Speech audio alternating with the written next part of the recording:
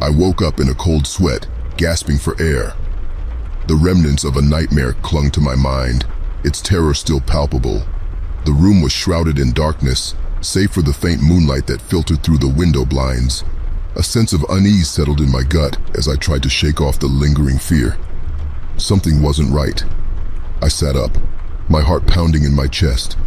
The silence was deafening, broken only by the distant sound of a clock ticking ominously. My eyes strained to adjust to the darkness, searching for any sign of movement.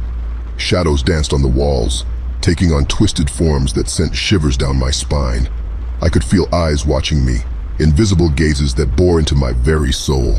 A creaking sound echoed through the house, making my skin crawl. I knew I was alone, or at least I thought I was.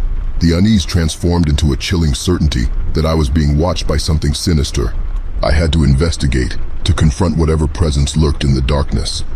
With trembling legs, I swung my feet over the edge of the bed and stood up.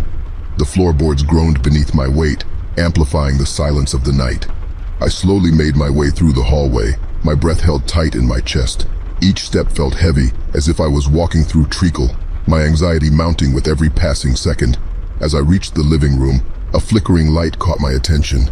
The television was on, displaying a scene from an old horror movie. The static-filled screen showed distorted faces, twisted and contorted in agony.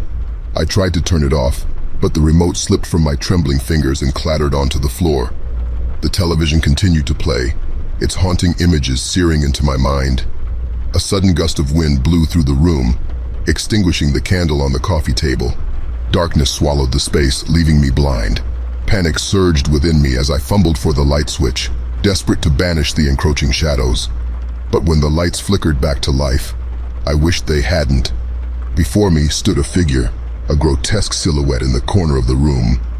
Its eyes glowed a malevolent red, piercing through my very being.